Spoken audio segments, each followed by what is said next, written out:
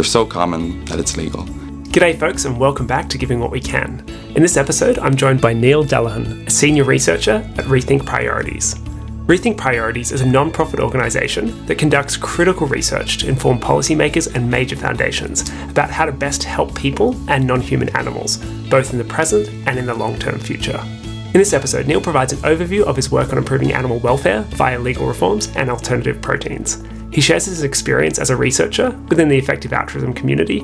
We cover the emerging cause of wild animal welfare, and finally we look at what we can all do to help animals. So without further ado, here's Neil. Well, Neil, thank you so much for joining us. I'd love to hear more about you and the work you're doing at Rethink Priorities. Great, thanks for having me, Luke. I'm really looking forward to chatting.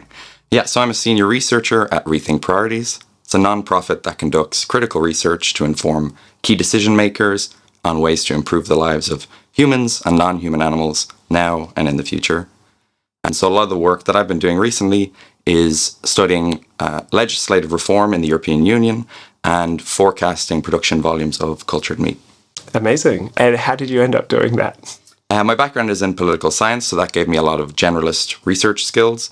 And then it was sort of right time, right place, being in an environment of EA and like-minded people and finding this good job opportunity. Yeah, great. So you mentioned EA, which is effective altruism. Can you tell me a little bit about what interests you most about that field of research? Yeah, the thing that interests me most about effective altruism is that it's a set of tools for answering tough questions, not a set of truths. So it allows us to change our minds and change our interventions when we come across better evidence. And so we're not tied to doing the same old thing over and over again, even if it's not working. Wonderful. Can you tell me a little bit more about your work on farmed animal welfare and why that's particularly important? Yeah. So if you think that animals deserve any moral consideration at all, then there's almost certainly an unimaginable amount of suffering happening to animals in the farm system. Billions of animals are kept in extreme confinement, only to be used for human consumption. And the acts of violence that are committed against them, if you did to a pet dog, you would be thrown in jail, but they're routine. And the fact that they are routine is used as a justification for making them legal. They're so common that it's legal. And unfortunately, because global meat consumption is continuing to rise across the world, new forms of factory farming are popping up, like octopus farming, or farming fish on land, or now farming insects to feed to other animals. And globally, this is relatively neglected as a cause area. Only about 200 million was spent by organizations fighting factory farming in 2020, which pales in comparison to the amount spent on dog and cat shelters, which is far fewer animals affected. But luckily, there are some promising signs of progress. We've seen cage-free corporate campaigns that seem to free animals in expectation from some of the worst forms of confinement. You've seen progress on alternative proteins like the Impossible Burger, and you've seen more governments recognizing the sentience of a wider scope of animals. So it's an area that has a lot of suffering, not enough funding, but luckily some tractable interventions. It's great to hear that you're focusing on this problem. Can you let me know how Rethink approaches this problem, the work you specifically do on this? So we use the common framework in effective altruism of importance, tractability, and neglectedness, trying to find problems that are large in scope, affect lots of animal lives in this case, tractable, that we have some evidence that the intervention might work and might be cost effective, that you get a lot of bang for your buck in terms of impact, and neglected, that there's not a lot of other people doing this and that if we stepped in, we could have a big impact. We've talked about farmed animal welfare. Another quite significant group of animals that is affected is wild animals. I'd love to hear about how you see those two problems comparing. I don't have a strong opinion because I don't work in the wild animal team, but I think there are some key considerations. So you might think that wild animal welfare is really important just on the scope of it, because there are trillions of animals in the wild that could be suffering. You might also think that exactly because we have seen so much progress in farmed animal welfare, that the long-run trend is positive, whereas you are more pessimistic about the long-run trend of how we'll treat animals in the wild, and so we need to continue working there. On the other hand, exactly because you might think that we don't have a moral obligation to animals that we don't directly harm, you might think it's less important to work on, or you might think that because of your theory of moral circle expansion, that we have to get people to care about people first, and then farmed animals, and then animals in the wild that we cause harm to, and only finally animals in the wild that are suffering not from human causes. One other consideration is about how much tractability there is in the field. So in farmed animal welfare, we have some idea of what works and what to pursue. Wild animal welfare is at a much more foundational stage where we're still developing what are even the questions, much less what can we actually do to help them. That really helps to clarify. Thank you. So looking at this from a donor perspective, what advice would you have for someone who's a maybe small to medium-sized donor giving in the hundreds to maybe low tens of thousands of dollars over the course of a year? What would you direct them to do if they were interested in farmed animal welfare? So I think a lot of the recommendations on the Giving What We Can page are great. And I think the EA Animal Welfare Fund is a good default option. They're really good at spotting neglected, promising opportunities. In general, I think I'd suggest that people focus on a small number of groups that they're excited about and fund those. And you can also support these groups through a donor advised fund like the EA Animal Welfare Fund. I personally take a cue from Benjamin Todd of 80,000 Hours, who wrote a post that said, despite billions of dollars more funding, small donors can still have a significant impact. And so how I've taken that into practice is looking for riskier bets with higher potential upside and that institutional donors are unlikely to fund. So that could look like giving a small amount to help kickstart a new organization in a new field, or contributing to political campaigns, or funding something at the edge of a more known cause area. Yeah. Speaking of which, are there anything within this space that you think is particularly neglected or exciting right now? If you look at the amount of money that's spent in this space, of the 200 million spent by 2,000 or so organizations fighting factory farming, 80% of that was spent in the US and Western Europe, despite the fact that most animals are farmed in Asia. So there's clearly opportunity for more funding in especially Southeast Asia and South America, and in animals that are farmed in large numbers like crustaceans, farmed fish, and other invertebrates. Yeah. I'd like to get your view on the different approaches to this problem. So you've got things like corporate campaigns, you've got, switching our food systems with alternative proteins. Where do you see this landscape here, and what the different things are promising for different reasons, and kind of what the interplay might be? Yeah, so the first thing to say is it's not a binary between those two popular options. There's also lots of other promising interventions like legislative reform, movement building, moral circle expansion. But those definitely are two of the ones that are sort of cool and receive a lot of funding. And I think they're both great. Corporate welfare campaigns, especially the cage-free ones, have attracted a lot of funding because they have a proven track record. They're expected to free millions of hens per year from cages. And also we've seen some progress on broilers. Those are chickens raised for meat, and improving the conditions there. I think there is a chance that this type of intervention will face diminishing returns. However, I'm still optimistic that there are improvements that we can make in this type of intervention, expanding to farm fish, and hopefully in a few years we'll have better data on what's working there, what the ask should be. On alternative proteins, it's a big category of possible things. You could be working in an alternative protein company yourself, helping to develop the new wave of Impossible Burgers or Beyond Meat. You could be building the academic field, or you could be lobbying governments to ease the path to these products being introduced. But in my opinion, I think that alternative proteins matter only in so much as they are being consumed and bought in place of conventional meat, or at least that they are getting people to expand their moral circle and be willing to support policies that improve animal lives.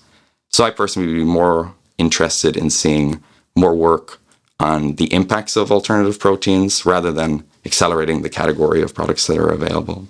I would be interested in your views on some of the most effective policy interventions as well, and some of the successes there. Yeah, policy is also quite a big scope.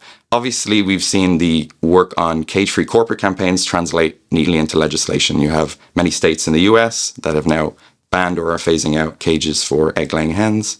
And similarly in Europe, you've seen some countries do the same. And now the EU signaling that in the coming decades it might phase out crates and cages for a whole swathe of animals in the food system.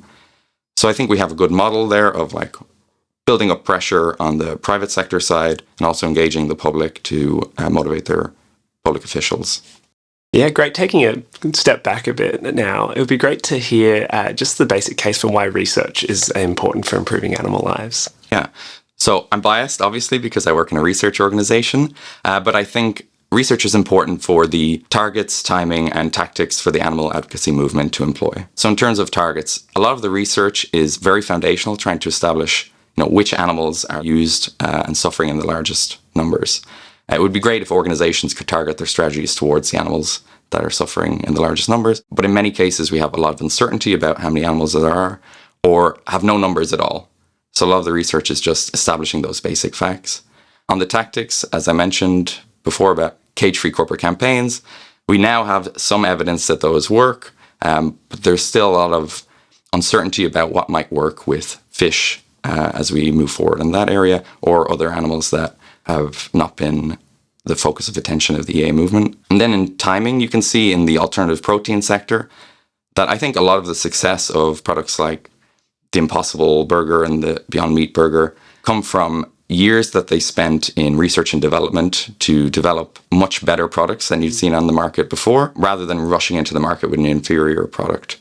And so I think that's a positive case for spending more time doing research. Yeah, so you're often in the weeds of the research and you're seeing things that most people on the outside wouldn't. When you speak to someone who might be, say, a donor, what are the things that typically surprise them or don't necessarily intuitively grasp right away?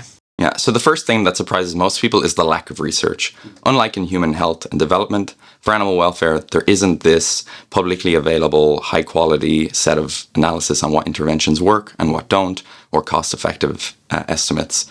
So what evidence there is available is largely poor quality, and the good quality information is limited to cage-free corporate campaigns. But in reality, there are many other interventions that are already operating at scale. I would be really interested in hearing, from a personal perspective, what really motivates you to work on this problem. Yeah, so I entered this space not having thought much about the animal welfare issue. I entered as a generalist researcher looking for neglected opportunities where I could apply my skills. But a lot of the work that was done by my colleagues, Jason and Daniela, about invertebrate sentience really caused me to update. I hadn't considered the moral significance of more commonly known farmed land animals like chickens and pigs. Yeah, so we've taken things from a donor's perspective a few times now, and talking about research more broadly. I'd love to hear your thoughts about the many different ways that people might approach helping animals. Yeah, so I think broadly there's 3 categories. You could use your career, your vote, and your audience. So you could go and work for or found an effective animal advocacy organization or an alternative protein company and move the movement forward there. Or you could, if you're lucky enough to live in a country that has safe and accessible civic participation, you could support candidates or policies that might improve the lives of animals, or you could run for office yourself. If you happen to have a public platform, such as being a journalist or an academic, or have a YouTube channel, then you can raise awareness about animal welfare issues and advocate for the sort of giving opportunities as well that we've discussed. So another personal question now. I'd love to hear something consequential that you've changed your mind about recently. Yeah, I think the biggest update for me over the last year has been more sort of ambitious and risky. So I think beforehand I would have focused my giving and my research work on very known quantities with very certain but maybe small impact. And I think now I'm much more willing to focus on things where there's a really high potential upside, even if the probability seems lower. And so that affects where I give my donations, what research projects I undertake, and also doing speaking engagements like this, where I'm naturally more of an introverted person, but I can see the value in disseminating research to targeted audiences, even when the downside is maybe a bit embarrassment if I'm a terrible communicator, but the upside could be changing a lot of people's minds. Yeah, were there any things in particular that led to that shift? I think a lot of the writings on the EA forum, especially this post by Benjamin Todd about being ambitious, shaped it. And also now the large amount of funding that's come into the effective altruism movement, I think, has given us more room to fund bigger projects that can scale. I'd be really interested in hearing a little bit more about some of the forecasting work that you've done around the next kind of 30 years of this space. Yeah, so specifically, my colleague Lynch and I looked into forecasting cultured meat. Cultured meat, which is animal cells grown in a bioreactor into something that we would recognize as meat. No animals are farmed or slaughtered to produce this product, so it offers a lot of potential for reducing suffering without people having to compromise on eating the food that they like.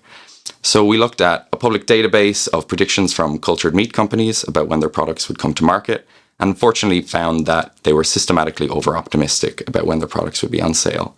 So then we gathered a panel of expert forecasters to predict what production volumes of cultured meat we might expect to see per year over the next 30 years. Unfortunately for those excited about this space, the results suggested that annual production of cultured meat over the next 30 years would not be any larger than total plant-based meat in the US. So that might suggest that simply pumping a lot of money in the short term into this space, hoping to nudge it into being a widely available product, might not be the most promising strategy, but instead supporting more long-term payoff interventions that we might not see the results of for decades, or funding things that are also likely to reduce suffering of animals. I'd be interested in your theory of changes to what the distribution might look like over time. I have some intuitions that cultured proteins may have like some really strong successes, maybe in something like milk, for example, but even if they're very successful, continue to be like marginal in the volume because many people actually don't care if it comes from a real animal, but some people will, and it might be the difference. That's my guesses, but I'm completely a novice in this space and would love to hear kind of what your intuitions are having done this research. Yeah, so I think some interesting research on consumer acceptance surveys from Chris Bryant and others has shown that the people who are most interested in cultured meat are right now heavy meat eaters, whereas the people who are interested in plant-based meat are more like vegetarians or flexitarians. And to the extent that we think cultured meat will be limited to being an ingredient in plant-based products otherwise, I think those heavy meat eater respondents will view this product as just another version of plant-based meat, and that could limit how much it is adopted by the public. So that's why I'm trying to hedge my bets by investing both in like welfare reforms that improve the lives of the animals that will remain in the farm system for many, many decades, and also be more open-minded in what types of alternative proteins we might explore. Like, it's not just cultured meat or plant-based meat. There's also fermentation of various fungi, there's algae, there could be other more exciting ingredients and forms of meat alternatives. Yeah, amazing. So if you were given $1 billion to distribute to solve some of these problems, I'd be really interested in how you would spend it. Yeah, so if you have $1 billion, please give it to me. I think this is a really exciting question because there's a lot of discussion right now about so-called mega projects that could absorb up to $100 million per year and affect much larger numbers of animals than we can currently affect with our smaller scale interventions. So when I talked about some neglected regions being in Southeast Asia and South America, one of the bottlenecks appears to be a lack of people who will actually go and implement the interventions that we think work. So I'd be quite excited to have a big financial push to generate more people. So that could look like fellowships or training programs or meat reduction education in universities to build the pipeline of people who could implement the interventions that we know work in the regions that have been neglected. Yeah. And if you had any final asks for anyone listening to or watching this, what would it be? I think the most important thing for people is to consider how your actions are affecting animals and what ways you can improve them. And an easy way to do that is to give to highly effective charities. Yeah. Well, thank you so much for joining me today. This has been really fascinating. I've learnt a lot and I hope others have too. Thanks for having me, Luke. I really enjoyed it.